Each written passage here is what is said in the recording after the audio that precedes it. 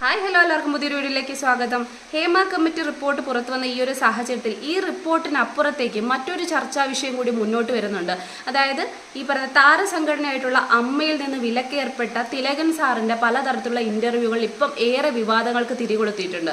അതായത് ഒരുപാട് നടന്മാരിൽ നിന്നും ഈ പറയുന്ന അമ്മ സംഘടനയിൽ നിന്നും വിലക്കേർപ്പെട്ടതിനെ തുടർന്ന് ഉണ്ടായ ഒരുപാട് തിക്താനുഭവങ്ങൾ അദ്ദേഹത്തിൻ്റെ വീഡിയോയിലൂടെ അല്ലെങ്കിൽ പല ഇൻ്റർവ്യൂസിലൂടെ അദ്ദേഹം പങ്കുവച്ചിട്ടുണ്ട്. അദ്ദേഹം പറഞ്ഞ കാര്യങ്ങൾ തന്നെയാണ് ഇന്ന് ഈ പറയുന്ന ഹേമ കമ്മിറ്റി റിപ്പോർട്ടിലൂടെ പുറത്തു വന്നിട്ടുള്ള ചില കാര്യങ്ങൾ, മാഫിയ സംഘം അടക്കമുള്ള കാര്യങ്ങൾ. അപ്പം ഇതിനെക്കുറിച്ചുള്ള ചർച്ചയാണ് ഈ ഒരു വീഡിയോ. അപ്പം ഈ വീഡിയോ അല്ലെങ്കിൽ എൻ്റെ വീഡിയോ ഈ ചാനൽ ആദ്യമായിട്ട് കാണുന്ന ആൾക്കാരാണെന്നുണ്ടെങ്കിൽ സബ്സ്ക്രൈബ് ചെയ്യുക, ലൈക്ക് ചെയ്യുക, ഷെയർ ചെയ്യുക, കമൻറ്റ് ചെയ്യുക. അപ്പം നമുക്ക് വീഡിയോയിലേക്ക് കിടക്കാം. ഞാൻ തുറന്നു പറയുന്നു, അമ്മയോട് എനിക്ക് ബഹുമാനമാണ്, അമ്മ എന്ന സംഘടനയോടും. പക്ഷെ ആ സംഘടനയിലിരിക്കുന്ന എക്സിക്യൂട്ടീവിലെ ചില അംഗങ്ങൾ ചെയ്യുന്ന ചില പ്രവൃത്തികൾ വളരെ മോശമാണ്. ഒരു മാഫിയ പോലെയാണ്, തീവ്രവാദപരമാണ്. കണ്ടില്ല. അപ്പോൾ എത്ര വർഷങ്ങൾക്ക് മുന്നാണ് ഹേമ കമ്മിറ്റി റിപ്പോർട്ട് പുറത്തു വരുന്നതിന് അല്ലെങ്കിൽ ഒരു അന്വേഷണ കമ്മീഷൻ വരുന്നതിന് മുന്നേ തന്നെ, കമ്മിറ്റി വരുന്നതിന് മുന്നേ തന്നെ ആ ഫീൽഡിൽ ഉണ്ടായിരുന്ന കൃത്യമായിട്ടുള്ള കാര്യങ്ങൾ, തിക്താനുഭവങ്ങൾ, അല്ലെങ്കിൽ ഒരു മാഫിയ സംഘം അവിടെ വളർന്നു വരുന്നുണ്ട്. അവർക്ക് വശം വിട്ടു പോകുന്ന ഈ ഒരു സിനിമാ മേഖലയിൽപ്പെട്ട ആൾക്കാരെ കുറിച്ച് കൃത്യമായി വിലയിരുത്തിയത് കൊണ്ട് അല്ലെങ്കിൽ വിളിച്ചു പറഞ്ഞത് കൊണ്ട് തന്നെയാണ് അദ്ദേഹത്തിന് ഇത്രയും വലിയൊരു തിക്താനുഭവം ഈ പറയുന്ന സംഘടനയിൽ നിന്നായാലും മറ്റു നടന്മാരിൽ നിന്നായാലും നേരിടേണ്ടി വന്നത്. ഇപ്പം മനസ്സിലായില്ലേ? ഞാൻ പലയിടത്തും വിളിച്ചന്വേഷിച്ചു, ഇങ്ങനെ ഉണ്ടോ ഒരു സംഗതി. അപ്പൊ ശരിയാണ്. എന്റെ കൂടെ അഭിനയിച്ചിട്ടുള്ള മാള അരവിന്ദൻ, ക്യാപ്റ്റൻ രാജു, ഇങ്ങനെയുള്ള പലരുണ്ട്. അവരെ എല്ലാം നിരോധിച്ചിരിക്കുകയാണ്. അവരെ ഒന്നും ഇനി മലയാള ചിത്രത്തിൽ അഭിനയിപ്പിക്കരുതെന്ന് നമ്മളുടെ ഇപ്പോഴുള്ള സൂപ്പർ സ്റ്റാറിൽ ഒരാൾ പറഞ്ഞു. ബുദ്ധിമുട്ടിച്ചുകൊണ്ടാണ് ഇവിടെ ചില മാഫിയ സംഘങ്ങൾ സിനിമ ഉണ്ടാക്കുന്നത്. അപ്പം ഹേമ കമ്മിറ്റി റിപ്പോർട്ടിലൂടെ സ്ത്രീകൾക്കെതിരെയുള്ള ലൈംഗികപരമായിട്ടുള്ള അതിക്രമങ്ങളാണ് മുന്നോട്ട് വന്നിട്ടുള്ളതെങ്കിൽ വർഷങ്ങൾക്ക് മുമ്പ് തിലക സാറ് പറഞ്ഞിട്ടുള്ള കാര്യങ്ങളിൽ നിന്ന് വ്യക്തമായിട്ട് മനസ്സിലാക്കാൻ പറ്റും. സ്ത്രീകൾ മാത്രമല്ല, മെയിലായിട്ടുള്ള ആക്ടേഴ്സും കൃത്യമായിട്ട് ഇവിടെ ഈ പറയുന്ന സിനിമാ ഫീൽഡിൽ ഒരുപാട് തിക്താനുഭവങ്ങൾ നേരിടേണ്ടി വന്നിട്ടുണ്ട്. അല്ലെങ്കിൽ എന്തെങ്കിലും ശബ്ദം ഉയർത്തിയ സമയത്ത് അവരെ ഈ പറയുന്ന അടിച്ചമർത്തുക എന്നൊരു കാര്യം, അല്ലെങ്കിൽ ഫീൽഡ് ഔട്ട് ചെയ്യുക എന്നൊരു സമ്പ്രദായം കൃത്യമായിട്ട് ഈ ഒരു സിനിമാ രംഗത്ത് നടന്നു വന്നിട്ടുണ്ട് എന്ന് ഇതിൽ നിന്നും കൃത്യമായിട്ട് നമുക്ക് മനസ്സിലാക്കാൻ പറ്റുന്ന ഒരു കാര്യമാണ്. ഇതൊരു വ്യക്തിപരമായിട്ട് ആർക്കും അദ്ദേഹത്തിന് ദേഷ്യമില്ലല്ലോ. ഒരു സംഘടനയാകുമ്പോൾ അതിന് ഒരുപാട് നിയമങ്ങളും അതിനൊരുപാട് നിയമാവലികളും ഉണ്ട്. അതിനൊരു യൂണിറ്റി ഉണ്ടാകാൻ വേണ്ടി അമ്മ എന്ന് പറയുന്ന ലോകത്തിലെ തന്നെ നല്ലൊരു അസോസിയേഷനായിട്ടാണ് ഞങ്ങൾ. ബെസ്റ്റ് കണ്ണാ ബെസ്റ്റ്, അടിപൊളി ഡയലോഗില്ലേ. ലോകത്തിലെ തന്നെ ഏറ്റവും നല്ല സംഘടനയാണ്, ഏറ്റവും പ്രധാനപ്പെട്ട, അല്ലെന്നുണ്ടെങ്കിൽ നല്ല ഉത്തരവാദിത്ത ബോധമുള്ള ഒരു സംഘടനയാണെന്ന് ഇപ്പം മനസ്സിലായില്ലേ. അതായത് ഈ ഫീൽഡിലുള്ള എല്ലാ ആൾക്കാരെയും കൃത്യമായിട്ട് ബന്ധിപ്പിച്ചുകൊണ്ട് കോർത്തിണക്കിക്കൊണ്ട് മുന്നോട്ട് പോകുന്ന ഒരു താരസംഘടനയല്ലേ ഇതെന്ന് പറയുന്നത്. അപ്പോൾ ആ സംഘടനയിൽ നടക്കുന്ന കാര്യങ്ങളാണ് പുറത്തു വന്നിരിക്കുന്നത്. അപ്പം നല്ല സംഘടനയാണ്. സഹിക്കുന്നതിന് ഒരു സഹനത്തിനൊരു അതിരുണ്ട്. പ്രായം അദ്ദേഹത്തിന്റെ പ്രായം, അദ്ദേഹം സീനിയോറിറ്റി. കാരണം മറ്റേത് മേഖല പോലെയല്ല സിനിമ എന്ന് പറഞ്ഞാൽ ഞങ്ങളെ സംബന്ധിച്ച് പ്രായത്തെയും സീനിയോറിറ്റിയും ഇതുപോലെ മാനിക്കുന്നവർ. പൊന്നു മക്കളെ, ഇതൊക്കെ എങ്ങനെ പറയാൻ സാധിക്കും എന്നുള്ളതാണ്. ക്യാമറയുടെ മുന്നിൽ ഏത് സമയം നിൽക്കുന്ന ആൾക്കാരായതുകൊണ്ടായിരിക്കും ഒരു ഉളുപ്പും കൂടാതെ ഇത്തരം കാര്യങ്ങളൊക്കെ വിളിച്ചു പറയാനായിട്ട് ഒരു മടിയും ഇല്ലാത്തതെന്ന് പറയുന്നത്. പക്ക നടന്മാർ തന്നെയാണ്.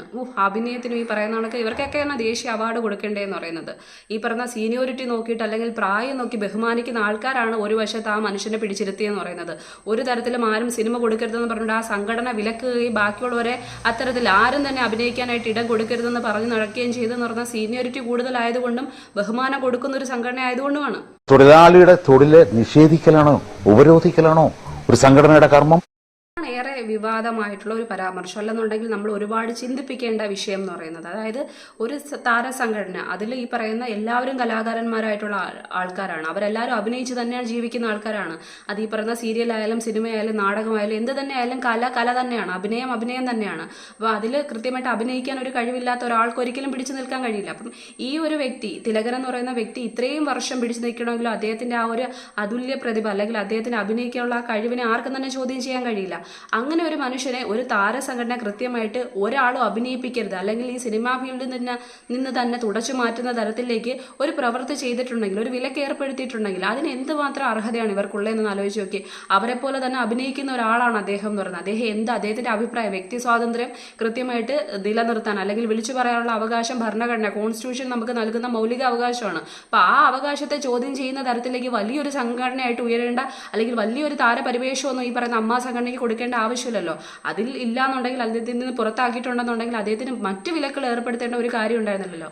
ഇതിൽ നിന്ന് തന്നെ കൃത്യമായിട്ട് മനസ്സിലാക്കാൻ പറ്റും. ഒരു കാലം മുതൽ തന്നെ ഈ പറഞ്ഞ സ്ത്രീകൾക്ക് മാത്രമല്ല പുരുഷന്മാരായിട്ട് ഇവർക്കെതിരെ ശബ്ദമുയർത്തുന്നത് ഏത് നടീനടന്മാരായാലും അവരെ കൃത്യമായിട്ട് അടിച്ചമർത്തുന്ന ഒരു സമ്പ്രദായം ഈ ഒരു മേഖല, ഇത് മലയാള സിനിമാ ഫീൽഡിൽ മാത്രമല്ല മറ്റനേകം ഈ പറയുന്ന മോളിവുഡിലായാലും ബോളിവുഡിലായാലും എല്ലാ തലത്തിലും നിലനിൽക്കുന്നതാണ്. പക്ഷെ ക്വസ്റ്റ്യൻ ചെയ്തത് ഈ പറയുന്ന ആദ്യമായിട്ട് ഒരു കമ്മിറ്റി രൂപീകരിച്ചത് ഇന്ത്യയിൽ ആദ്യമായിട്ട് കേരളത്തിലാണ് എന്നുള്ള ഒരു സന്തോഷം മാത്രം നമുക്ക് വേണമെങ്കിൽ പങ്കുവയ്ക്കാൻ പറ്റും. പക്ഷെ ഇതിൽ ഈ പറയുന്ന റിപ്പോർട്ട് പുറത്തു വരുന്ന സമയത്ത് ഒരുപാട് നടന്മാരുണ്ട് അല്ലെങ്കിൽ നടിമാർ മൊഴി കൊടുത്തു എന്നതിലപ്പുറത്തേക്ക് ഒരു നിയമപരമായിട്ടുള്ള കാര്യം മുന്നോട്ട് പോകണമല്ലോ. കൃത്യമായിട്ട് എന്താണ് അവിടെ നടന്നത്, ആരാണ് ഈ പറയുന്ന തെറ്റ് ചെയ്ത ആൾക്കാർ, അല്ലെങ്കിൽ ആർക്കാണ് ഈ പറയുന്ന ഇരയാക്കപ്പെട്ടത് എന്നുള്ള വിവരങ്ങൾ കൃത്യമായിട്ട് പുറത്തേക്ക് വന്നു കഴിഞ്ഞാൽ മാത്രമേ, ആ റിപ്പോർട്ട് വന്നു കഴിഞ്ഞാൽ മാത്രമേ ഇതിന് കൃത്യമായിട്ട് ഒരു നടപടി എടുക്കാനും അല്ലെങ്കിൽ ഇതുപോലുള്ള കാര്യങ്ങൾ ഇനി ആവർത്തിക്കപ്പെടാതിരിക്കാനും കഴിയുള്ളൂ. അതിലപ്പുറത്തേക്ക് ചുമ്മാതെ ക്രോഡീകരിച്ച് എന്തൊക്കെയോ ചേർത്തുണ്ടാക്കിയ ഒരു റിപ്പോർട്ടിന് പ്രകാരം എന്ത് നടപടിയാണ് എന്ന് തന്നെ നമുക്കറിയാവുന്ന കാര്യമാണ്.